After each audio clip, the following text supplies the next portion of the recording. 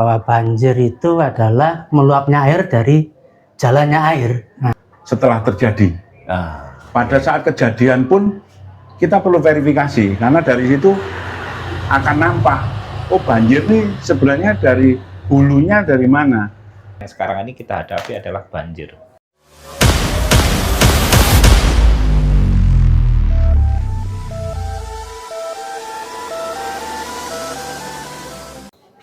Halo Sobat Blangkoners, berjumpa lagi bersama saya Engelbertus Kukuh Widiatmoko di Dosen Blangkon Channel. Kehidupan terus berjalan, ada saatnya lihat spion. Mari berbagi pengalaman bersama Dosen Blangkon.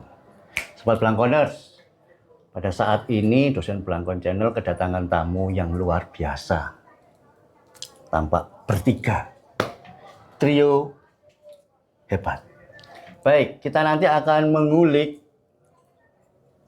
salah satu narasumber, salah dua dan salah tiga, terus juga mengupas tentang salah satu wilayah di Kota Malang, yaitu Kelurahan Bandung Rejosari. Saya memanggilnya Abah Dahir. Malam Abah. Malam, Sobat Blangkon. Alhamdulillah sehat walafiat. Monggo disapa sekaligus memperkenalkan Halo diri. Sobat Blangkon, selamat malam. Salam sehat, salam sejahtera. Kami Abah Dahir, Ketua LPMK Kelurahan Bandung Rejosari. Mau berbincang-bincang dengan Sobat Blangkon yang ada di wilayah Kelurahan Bandung Rejosari. Monggo. Selamat malam Sobat Blangkon, saya salah satu pengurus LPMK Bandung Rejosari, yaitu bendara saya Bapak Tulus Hadi Santoso. Selamat malam, salam sehat. Monggo, Bapak.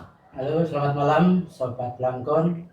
Saya Rati dari tim teknis LPMK Kelurahan Bandung Rejosari. Baik, Sobat Blangkon, kita akan mengulik sejenak perjalanan Abah Dahir. Beliau ini punya kesibukan yang luar biasa, salah satu usahanya adalah Laros. Bisa diperkenalkan, Abah? Siap. Terima kasih, Sobat Blangkon. Perkenalkan, saya Abah Dahir yang beralamat di Simpang Sumun Pondok Indah. Alhamdulillah, memang dalam kesibukan saya sehari-hari, yang pertama adalah saya salah satu direktur dari perusahaan CV Tunas Abadi Malang yang beralamat di Jalan Ijen Malang, dan juga saya sebagai ownernya Laros Production, yang dimana dua perusahaan ini yang selalu kami handle setiap hari. Dan di tengah-tengah kesibukan ini, alhamdulillah saya juga dipercaya oleh masyarakat Bandung Rejosari sebagai ketua LPMK.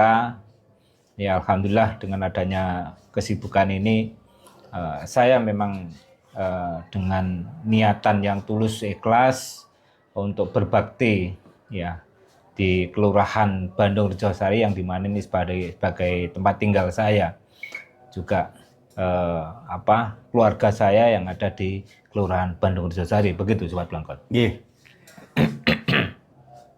Cerita sedikit tapi bisa membayangkan betapa sibuknya beliau.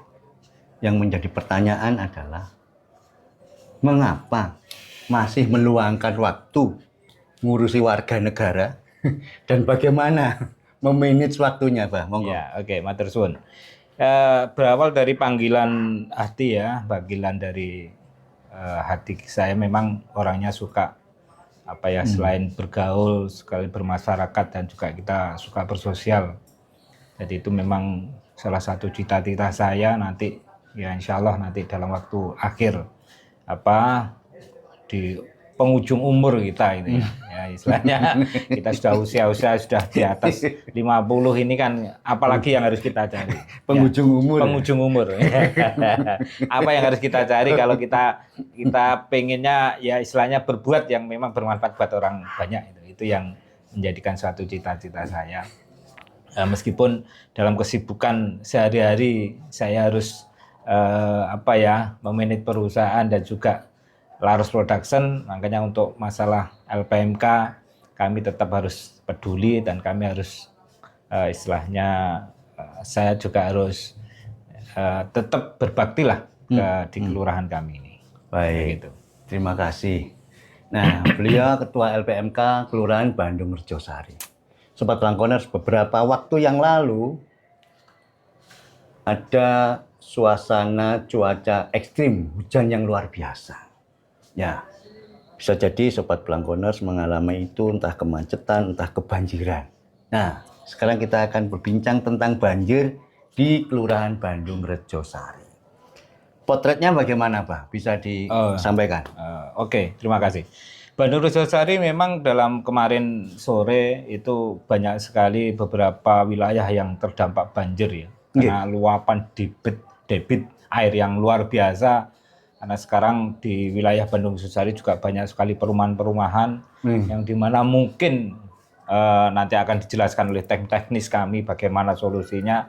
Yang jelas mungkin dari pengembang-pengembang mungkin mereka juga kurang memikirkan tentang masalah irigasi dan segala macam, sehingga berdampak kepada masyarakat yang ada di bawah, terutama di wilayah-wilayah di RW 13, RW 2 dan RW 3 juga, terutama untuk saudara-saudara kita yang mungkin daerahnya yang lebih rendah. Ya, jadi dampaknya sangat luar biasa. Alhamdulillah dengan adanya dari warga yang kemarin sempat curhat atau sempat istilah sambat ke kami. Sambat ya. Ya, saya kemarin langsung kontak dari beberapa kabid PUPR. Alhamdulillah kita juga kenal baik dengan beliau-beliau dan dengan respon yang sangat luar biasa. Langsung diterjunkan tim teknis langsung tadi pagi. Alhamdulillah tadi pagi dari tim teknis PUPR mereka datang di RW 13 dan mereka melihat lokasi, dan tadi siang juga sudah langsung saya tembusi, tadi sore sudah saya tembusi, mereka mau melihat hasil reportnya dari tim teknis dari Dinas PUPR. Demikian itu. Langsung turun ya Bang? Langsung turun. Jadi kami tidak tanggung-tanggung, jadi kita langsung action, langsung semuanya kabit saya WA, terus kasih Pak Perkem pun juga sudah saya WA minta tolong ada perhatian khusus terutama untuk di wilayah Bandung Rejosari. Oke. Lalu bagaimana potret dari sudut pandang hal teknisnya? Monggo. Ya, monggo Pak Radi mungkin bisa menjelaskan tentang masalah teknis, atau Pak Ditulus, monggo silakan. Ya, terima kasih. Jadi kita mengkaji dari sisi teknis bahwa banjir itu adalah meluapnya air dari jalannya air. Nah, meluapnya. Kalau air itu tidak meluap, berjalan di yang sudah disediakan di salurannya, di irigasinya, itu tidak disebut banjir. Tidak disebut banjir. Karena meluap itu jadi banjir. Nah, itu tiap area, tiap wilayah, tiap RW atau RT, titik-titik yang terjadi banjir itu permasalahannya berbeda-beda. Jadi kita harus evaluasi, harus identifikasi permasalahan itu supaya penanganannya jadi tepat. Nanti tidak. Nah, faktor apa saja yang menyebabkan air itu meluap?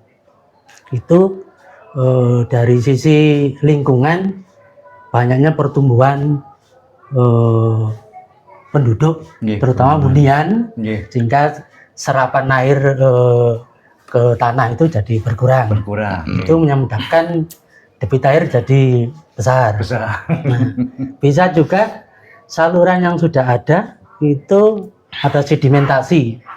Nah, sehingga debit volume yang dilalui air itu menjadi mengecil. Atau di situ ada kotoran-kotoran, atau ada bangunan-bangunan yang dulunya lebar jadi sempit. Nah, itu harus kita evaluasi satu-satu titik-titik yang terjadi banjir. Atau dari perilaku masyarakat juga bisa. Perilaku masyarakat. Nah, jadi membangun rumah, pembuangan airnya tidak disalurkan ke sungai atau ke saluran, tapi ke jalan atau apa, sehingga beban air jadi besar di jalan, resapan-resapan mengecil semua karena padatnya rumah ke rumah, itu yang menyebabkan banjir. Nah, dari situ kita bisa evaluasi cara penanganannya.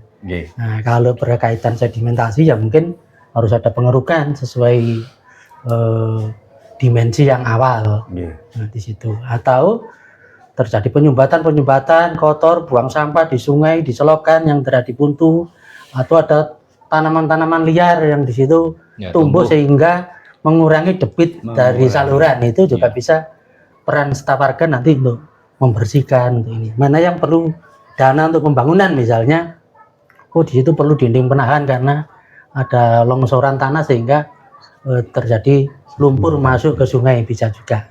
Itu tiap-tiap area kita petakan nanti pemetaan. Jadi permasalahannya di sini, cara penanganannya seperti apa, sehingga diharapkan anggaran yang diturunkan untuk penanggulangan banjir ini menjadi maksimal gitu. Bicara anggaran bagaimana Pak Tulus? Ya, bisa ini disampaikan. tentu kalau kita bicara anggaran, karena ini pembangunan ini kan meliputi banyak hal ya. Di samping memang tadi dari identifikasi itu sebenarnya kita sudah jelas ya, dari masyarakat harus terlibat. Tentu masyarakat sekitar juga harus peduli. Jadi terhadap lingkungannya itu. Kemudian ya kita ajukan ke pemerintah daerah yang dalam hal ini PUPR atau Perkim ya. Untuk menang. Hanya ini saya tambahkan tadi ya, verifikasi itu tidak cukup hanya ketika setelah terjadi. Pada saat kejadian pun kita perlu verifikasi, karena dari situ akan nampak, oh banjir ini sebenarnya dari hulunya dari mana. Kalau enggak ketika banjir kita nggak tahu udah banjir, oh kemarin di sini, tapi inputnya itu sendiri nih. Nah oleh karena itu kita berharap masyarakat yang ada di sekitar banjir itu harus mengidentifikasi juga, sehingga ketika kita nanti verifikasi ke sana hasilnya lebih maksimal lagi. Jadi ada realnya seperti apa, kemudian setelah itu kalau kita hanya melihat setelah itu biasanya ya kurang maksimal. Nah, untuk maksimal tadi tentu nanti mungkin kita berharap yang berkepentingan di lingkungan setempat, Pak RT atau perangkat yang ada itu harus terlibat langsung untuk mengidentifikasi ketika banjir itu datang, saat kejadian. Berharapnya seperti itu, Sobat Blangkoner. Kalau bicara banjir dan bisnis itu tidak akan pernah selesai, sehari semalam tidak akan pernah selesai. Maka untuk kedepannya, closing statement atau harapan dari Pak Dahir selaku Ketua LPMK bagi warga Kelurahan Bandung Sosari apa? Oke, harapan kami adalah kita harus berkolaborasi ya. Jadi antara kelurahan, terus masyarakat setempat juga yang tadi sudah disampaikan adalah kita harus sama-sama saling gotong royong berkolaborasi untuk mengatasi banjir yang kemarin terjadi. Jadi inilah yang sangat kita butuhkan. Jadi bukan hanya dari inputan dari masyarakat, tapi kita juga harus ada kepedulian terhadap masyarakat, dan juga kita harus ada masyarakat pun juga harus ada peduli juga terhadap keterlibatan masyarakat terhadap lingkungan, itu juga yang paling penting. Jadi harapan kami adalah ya kita harus sama-sama kita berjuang untuk bergotong royong untuk menyelesaikan masalah yang sekarang ini kita hadapi adalah banjir. Baik Sobat Blangkoners, semoga perbincangan yang singkat ini menjadi sebuah inspirasi dan kesadaran bersama Sobat Blangkon juga punya kewajiban terlibat menjaga lingkungannya.